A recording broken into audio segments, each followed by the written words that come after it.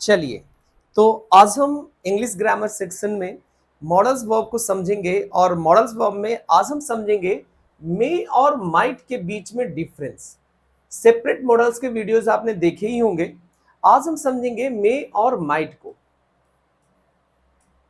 सबसे पहले हम समझ लें कि दोनों एक मॉडल एक्सिलरी वर्ब है और दोनों प्राइमरी मॉडल एक्सिलरी वर्ब है। अब हम बात करते हैं कि जब दोनों मॉडल एक्सिलरी वर्ब है तो दोनों के बीच में क्या डिफरेंसेस हैं। बात करेंगे हम पॉसिबिलिटी की, यानी कि अगर पॉसिबिलिटी बतानी है तो दोनों में क्या अंतर है। बहुत अलग अलग तरह की वीडियोस आपने शायद देखी होगी, इवन क्लासरूम में भी पढ़ा होगा, बट आज के बाद दोनों के बीच में जो डिफरेंस, जो प्राइमरी डिफरेंस है, वो आपको समझ में आ जाएगा कि जब हम मे और माइट के बीच में पॉसिबिलिटी की बात करते हैं तो क्या बताया जाता है। ठीक है, सबसे पहले हम समझते हैं कि इनके टेंसेज क्या होंगे। तो अलग अलग टेंसेज को पहले हम समझते हैं, फिर हम पॉसिबिलिटी की बात करेंगे। देखिएगा, सबसे पहले आप मे या माइट के साथ V1 लगाएंगे। क्या लगाएंगे? V1। तो ये जो होता है ये होता है सिंपल फॉर्म, जिसको आप इंडेफिनिट फॉर्म भी बोल सकते हैं, कोई दिक्कत नहीं है। ये होता है सिंपल फॉर्म। अब हम बात करते हैं कि अगर आप मे और माइट के साथ B plus V1 plus ING लगाते हैं तो ये आपका तैयार होता है कॉन्टिन्यूअस फॉर्म। कौन सा तैयार होगा? ये कॉन्टिन्यूअस फॉर्म। तो जब तक हमको फॉर्म नहीं समझ में आएगा हम पॉसिबिलिटी को बेहतर तरीके से नहीं समझ पाएंगे। तो ये हमारा सिंपल फॉर्म हो गया, ये हमारा कॉन्टिन्यूअस फॉर्म हो गया। आगे बढ़ते हैं कि अब आप मे और माइट के बीच में हैव प्लस V3 लगा दीजिए। तो ये आपका तीसरा फॉर्म तैयार हो गया, जिसको आप परफेक्ट फॉर्म कहते हैं।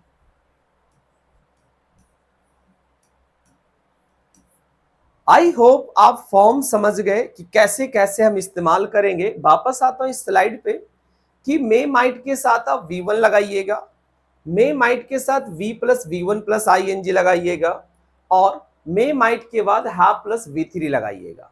जब ये तीन तरह के सेंटेंसेज और तीन तरह के कॉन्सेप्ट्स आप अप्लाई करेंगे तो क्या पॉसिबिलिटी बताएगा। अब हम बात कर लेते हैं पॉसिबिलिटी की। पहले हमने सेंटेंस बनाना सीख लिया एक तरीके से, कि स्ट्रक्चर्स हमको आ गया, हम सेंटेंस बेहतर तरीके से बना पाएंगे। अब आते हैं कि मे और माइट के बीच में क्या डिफरेंस हो सकता है।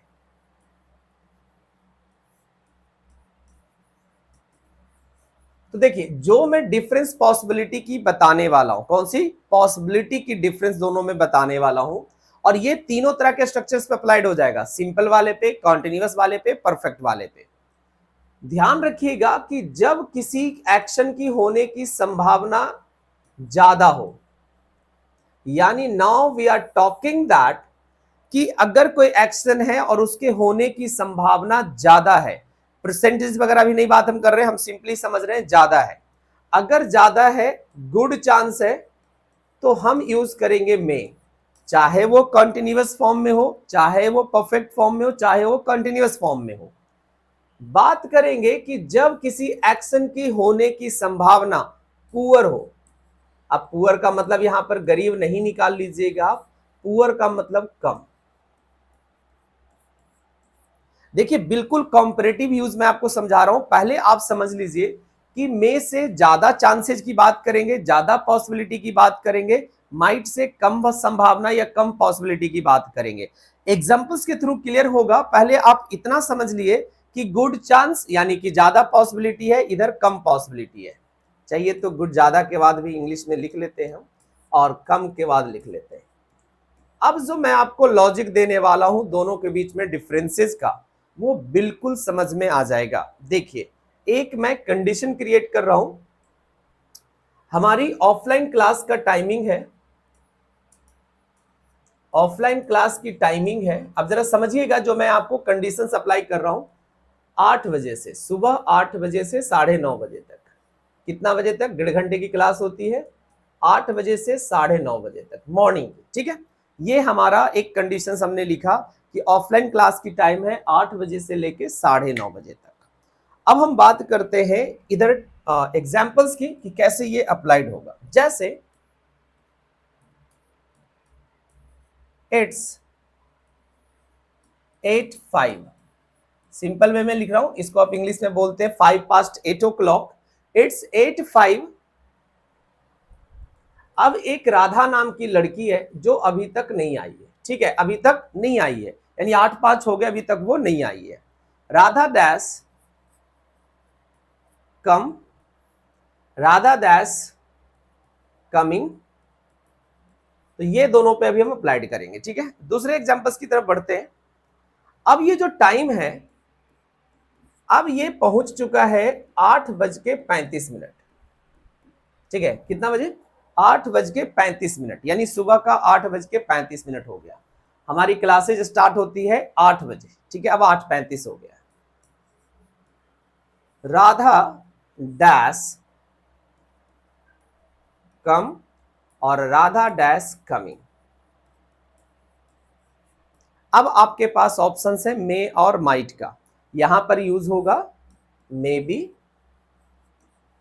और माइट बी, और यहां पर आपके ऑप्शन है मे और माइट। अब आप सोचिए थोड़ा सा, ठीक है, मे और माइट। अच्छा, एक सेकेंड, यहां पे भी बी का यूज होगा और यहां भी बिना बी का यूज हो सकता है, यानी मे और माइट का यूज हो सकता है, ठीक है। चलिए, अब हमने ये सारे कंडीशंस अप्लाइड कर लिए।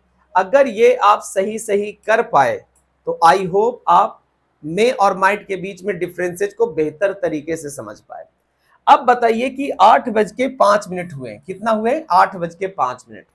अब राधा के आने की संभावना कितना है, कम या ज्यादा?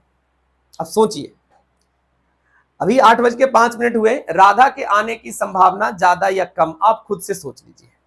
तो आपको लगेगा नहीं सर अभी तो 8:05 हुआ है, आ सकते हैं, क्योंकि क्लास ही स्टार्ट हो पाती है 8:05 8:07 हो जाते हैं क्लास स्टार्ट होने में, तो आ सकती है। यानी कि यहां पर हमको लिखना पड़ेगा राधा में कम और राधा में भी कमिंग। एक का हो गया हिंदी कि राधा आ सकती है और एक हो गई राधा आ रही होगी, यानी आने की संभावना ज्यादा है। रीजन कि अभी मात्र 8:05 हुए हैं और हमारी क्लास स्टार्ट होती है 8 बजे। यहां तक क्लियर हो गया। नेक्स्ट आते हैं, इट्स 8:35। अब कितना हो गया है? 35 हो गया है, यानी 35 मिनट लेट हो गए। अब 1 घंटे की क्लास या पौना घंटे की क्लास बची हुई है। अब क्या राधा के आने की संभावना ज्यादा है या कम है? अब सोचिए जरा। तो आप कहेंगे कि सर 8:35 हो गया तो अब शायद वो ना आए, शायद वो ना आए। तो यानी कि यहां पर आएगा माइट और यहां पर आएगा माइट बी। आई होप कि ये दो एग्जाम्पल्स, मैं थोड़े से स्क्रीन से दूर हो जा रहा हूं, ये दो एग्जाम्पल्स आपको मे और माइट के बीच में करेक्ट डिफरेंस बताने के लिए काफी है। आई होप समझ में आ गया कि मे और माइट का यूज कहां होगा। टेंसेज का अलग अलग है, जैसे ऊपर का हिंदी हो गया कोई राधा आ सकती है एंड राधा आ रही होगी, उसी तरीके से ऊपर का भी हिंदी होगा राधा आ सकती है, राधा आ रही होगी। लेकिन यहां पर संभावना कम है और यहां पर आने की संभावना ज्यादा है, ज्यादा है। आई होप क्लियर हो गया मे माइट के बीच में डिफरेंस। तो हमने एक एग्जांपल अभी नहीं कर पाए मे हैव वाला, तो चलिए मे हैव और माइट हैव का नाम करते हैं, इसको समझते हैं थोड़ा सा, ठीक है। देखिएगा ध्यान से, हम हैं बिहार से, ठीक है, बिहार के हम गया जिले के रहने वाले हैं। अगर जिनको अभी तक नहीं शायद पता होगा तो वो जान गए, ठीक है। मैं बिहार का गया जिले का रहने वाला हूं और पिछले 13 सालों से I have been living in Delhi, ठीक है, 13 दिल्ली में रह रहा हूं मैं, ठीक है। अब जरा समझिएगा कि बिहार का एक मैं अच्छा सा नाम लेता हूं इंसान का, बहुत अच्छे इंसान थे वो, ठीक है।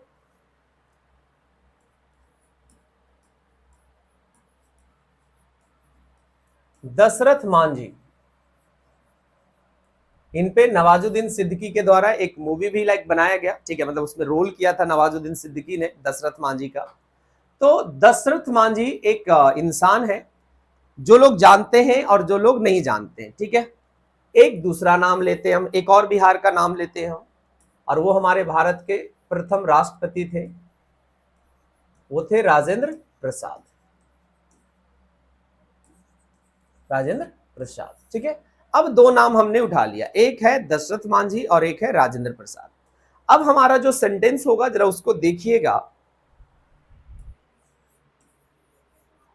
You dash heard the name of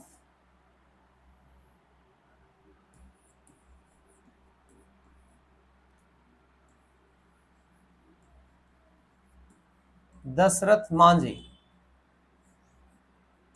ठीक है। दूसरा सेंटेंस है you dash heard the name of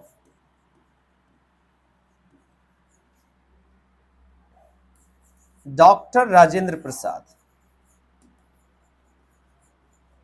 doctor Rajendra Prasad, PD लिखा हमने, पंडित मत समझिएगा, प्रसाद है ये, ठीक है।